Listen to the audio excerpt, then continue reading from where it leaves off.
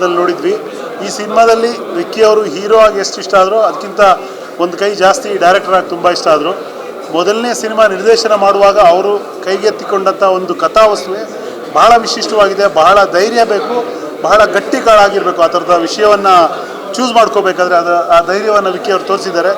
ನನಗೆ ಮುಖ್ಯವಾಗಿ ಅನಿಸಿದ್ದು ಇದು ಪ್ರತಿಮೆಯ ಮೇಲಿರುವ ಸಿನಿಮಾ ಅನ್ನೋಕ್ಕಿಂತ ನಮ್ಮ ಆತ್ಮಸಾಕ್ಷಿಯನ್ನೇ ಕಥೆಯಾಗಿ ಇಟ್ಕೊಂಡು ಮಾಡಿರುವಂಥ ಸಿನಿಮಾ. ನಾವೆಲ್ಲರೂ ಒಂದು ಅಹಮ್ಮಲ್ಲಿ ಭ್ರಮೆಯಲ್ಲಿ ನಮ್ಮ ಪ್ರಾಬ್ಲಮ್ಗಳನ್ನ ಕೆಲವು ಸಾರಿ ಹೆಚ್ಚಿನ ಸಮಯದಲ್ಲಿ ನಮ್ಮ ಪ್ರಾಬ್ಲಮ್ಗಳು ಅಷ್ಟು ದೊಡ್ಡದಾಗಿರಲ್ಲ, ಬಟ್ ನಮ್ಮ ತಲೆಯಲ್ಲಿ ಅದು ತುಂಬ ದೊಡ್ಡದಾಗಿರುತ್ತೆ. ವಾಸ್ತವದಲ್ಲಿ ದೊಡ್ಡದಾಗಿರಲ್ಲ ಆ್ಯಕ್ಚುಲಿ.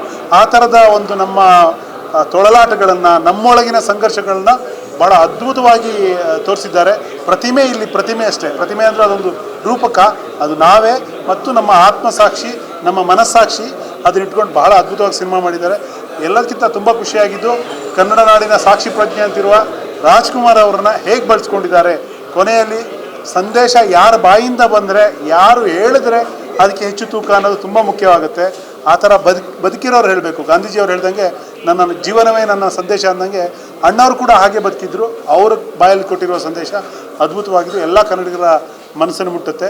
ಎಲ್ಲ ಕನ್ನಡ ಸಿನಿ ಪ್ರೇಮಿಗಳು ಒಳ್ಳೆ ಸಿನಿಮಾ, ಕಂಟೆಂಟ್ ಸಿನಿಮಾ ಬರಬೇಕನ್ನೋರು, ಅಥವಾ ಮಲಯಾಳಂ ಸಿನಿಮಾ ನೋಡಿ ಹೊಗಳೋರು, ಅಥವಾ ಇನ್ಯಾವುದೋ ಭಾಷೆ ಸಿನಿಮಾ ನೋಡಿ ಹೊಗಳೋರು ದಯವಿಟ್ಟು ಥಿಯೇಟ್ರಲ್ಲಿ ಬಂದು, ಬ್ರಾಕೆಟಲ್ಲಿ ಹೇಳ್ತಾ ಇದ್ದೀನಿ, ಥಿಯೇಟ್ರಲ್ಲಿ ಬಂದು ಸಿನಿಮಾ ನೋಡಿ.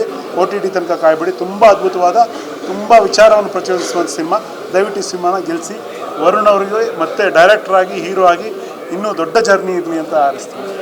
ಜೊತೆಗೆ ಹೀರೋಯಿನ್ ಧನ್ಯಾ ರಾಮ್ಕುಮಾರ್ ಅವರು ತುಂಬ ಚೆನ್ನಾಗಿ ಮಾಡಿದ್ದಾರೆ. ಎಲ್ಲರೂ ಒಳ್ಳೆಯ ಸಿನಿಮಾ ಪ್ರೊಡ್ಯೂಸ್ ಮಾಡಿದ್ದೀರಾ ಸರ್.